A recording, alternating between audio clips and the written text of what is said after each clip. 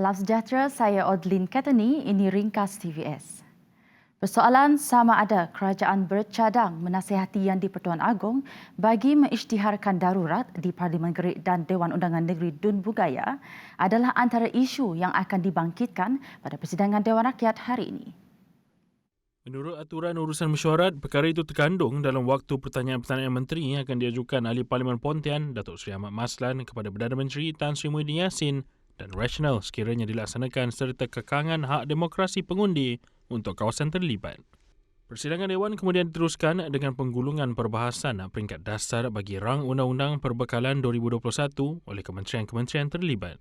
Setakat semalam, Jabatan Perdana Menteri dan Kementerian Perdagangan Antarabangsa dan Industri telah menggulung perbahasan rang undang-undang berkenaan. Antara kementerian yang dijadual menggulung perbahasan hari ini ialah Kementerian Pertahanan, Kementerian Pengangkutan, Kementerian Alam Sekitar dan Air, Kementerian Sumber Manusia dan Kementerian Pengajian Tinggi. Barisan Nasional BN perlu meletakkan keutamaan suara peringkat akar umbi di kedudukan tertinggi bagi memastikan gabungan politik itu terus relevan. Bendahari Agung BN Datuk Seri Syamuddin Hussein berkata, ia kerana nasib BN sebagai sebuah gabungan politik ditentukan oleh suara akar umbi. Sementara itu, Presiden MCA Datuk Seri Dr. Wee Ka Siong berkata, mesyuarat yang berlangsung adalah mesyuarat biasa yang membincangkan pelbagai isu termasuk Belanjawan 2021 dan perkara dalam parti. Antara yang dibincangkan termasuk sokongan pada bajet dan juga cara untuk memperkukuhkan BN supaya kekal relevan. Berhasrat untuk mewujudkan syarikat penerbangan sendiri, Kerajaan Sarawak kini masih meneliti perancangan itu. Menurut Ketua Menteri Sarawak, Datuk Patinggi Abang Johari Tun Openg, pendekatan terbaik itu pernah dicadangkan sebelum ini untuk bertindak sebagai penghubung di antara Sarawak dan destinasi lain. I think what we do now is we are still looking at it, but definitely I agree with you that we must have our own homegrown carrier in order to connect with strategic location. For instance, Hong Kong, Korea, Japan, Australia, the nearby destination for us to bring our tourists to Sarawak. We are looking into it. The right approach for us to set up our own airline, maybe not 100% government, but together with private sector.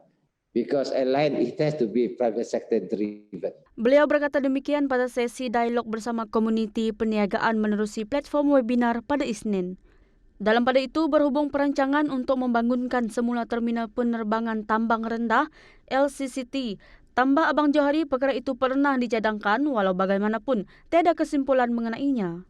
Based on statistic that we have at the moment, our Kuching airport actually is congested.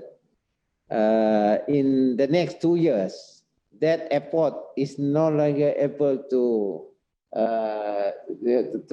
sort of receive the number of visitors of flight through Kuching airport.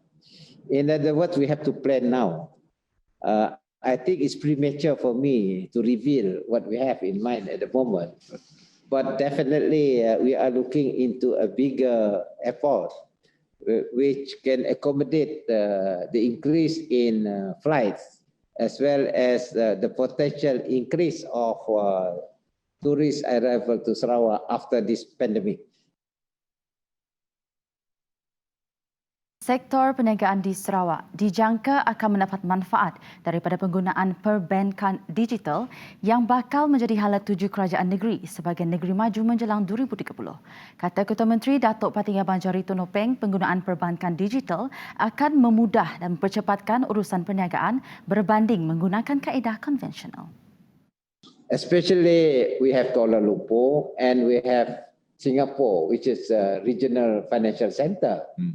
In other words, Sarawak must be linked to that center. And then the business community will have a very efficient banking services. Yes. For that to be realized, it is in tandem with our digital economy. As you know, we are upgrading our digital infrastructure, both by the government through SMA, as well as with the help of MCMC for the government. And then in 5 to 10 years' time, I think our basic infrastructure will be there, and business community can take advantage of this infrastructure by using the concept of digital banking. Beliau berkata demikian semasa webinar anjuran Persekutuan Perniagaan Sarawak SBF pada Isnin. Tambah Abang Johari, Sarawak kini sedang menunggu lesen perbankan digital daripada Bank Negara Malaysia BNM. Sekiranya diluluskan, Sarawak akan menjadi negeri pertama memulakan perbankan digital. Kerajaan negeri akan bekerjasama dengan beberapa syarikat teknologi terkemuka dan bank-bank runcit tempatan terbabit dalam usaha menubuhkan perbankan digital yang berdaya tahan, adil serta dinamik. Bertemu kembali. Sebanyak 204 entiti perniagaan pelancongan dan perhotelan telah menamatkan perniagaan sejak Mac tahun ini. Ini berikutan impak daripada penularan COVID-19 dan pelaksanaan Perintah Kawalan Pergerakan PKP yang turut memberi kesan kepada sektor ekonomi di negara ini. Menteri Pelancongan, Seni dan Budaya Datuk Seri Nancy Shukri berkata, berdasarkan data yang dikeluarkan Suruhanjaya Syarikat Malaysia SSM, jumlah itu merangkumi 109 entiti berkaitan perhotelan, resort, motel, inap desa dan chalet, manakala 95 syarikat berkaitan agensi pelancongan dan pengendali aktiviti pelancongan. Manakala penggulungan oleh mahkamah iaitu 22 dan penggulungan secara sukarela ada 8 untuk syarikat dengan kod yang sama iaitu sebanyak 32 buah syarikat. Sebanyak 57 buah syarikat dengan kod 79110 iaitu Travel Agency Activities, kod 79120 iaitu Tour Operator Activities dan kod 79900 iaitu Other Reservation Services and Related Activities dengan izin telah menamatkan perniagaan. Manakala penggulungan oleh mahkamah ada 26 dan penggulungan secara sukarela 12 untuk syarikat dengan kod yang sama adalah sebanyak 38 buah syarikat. Beliau berkata demikian pada sesi soal jawab di Dewan Rakyat pada Isnin sebagai menjawab soalan Datuk Ahmad Jazlan Yaakob BN Machang yang ingin tahu jumlah hotel dan syarikat pelancongan yang gulung tikar sejak pemulihan PKP hingga 31 Oktober serta inisiatif kementerian kepada syarikat untuk menampung kos operasi sehingga pintu-pintu ekonomi kembali dibuka. Tambah Nancy lagi, kementeriannya akan meneliti perkara itu selain mengadakan perbincangan dengan agensi kerajaan yang lain serta persatuan berkaitan bagi mengenal pasti isu dan mencari penyelesaiannya. Bagaimanapun katanya sebanyak 135 syarikat dan pengusaha pelancongan yang memohon lesen baharu telah diluluskan bagi tempoh sama. Sementara itu Nancy berkata, kementerian bercadang memohon peruntukan pembangunan kira-kira 50 juta ringgit untuk tapak arkeologi Sungai Batu Kedah sebagai pelan pusingan dalam rancangan Malaysia ke-12 untuk tahun 2021. Motek dalam lawatan kami ke tapak arkeologi Sungai Batu pada akhir September lalu telah turut menjemput wakil EPU untuk melihat sendiri tapak berkenaan dan Motek telah menerangkan perancangan jangka panjang di situ. Jadi kami memohon untuk mendapatkan peruntukan pembangunan ini untuk rolling plan rancangan Malaysia ke-12 tahun 2021 bagi memudahkan kami meletakkan berapa yang kami perlukan. Kami telah berbincang mungkin dalam lebih kurang dalam 50 million. Demikian jawapan Nancy terhadap soalan tambahan Nur Azrina Surip PH Merbok yang meminta penjelasan berhubung peruntukan bagi tapak arkeologi itu yang ditarik balik sebelum ini. Baru diperkenalkan pada 20 November lalu, kini prosedur operasi standard SOP Gelembung Perjalanan Domestik telah diluluskan. Kata Menteri Pelancongan, Seni dan Budaya Malaysia, Motek, Datuk Seri Nancy Shukri, SOP itu boleh didapati di laman sesawang kementeriannya atau di semua platform media sosial Motek. Menurut beliau, inisiatif tersebut memberi kebenaran untuk pergerakan antara zon hijau dengan negeri dan seterusnya pintu sempadan negara. Cadangan SOP bagi inisiatif ini telah disediakan oleh MOTEC dan dipersetujui oleh Kementerian Kesihatan Malaysia KKM.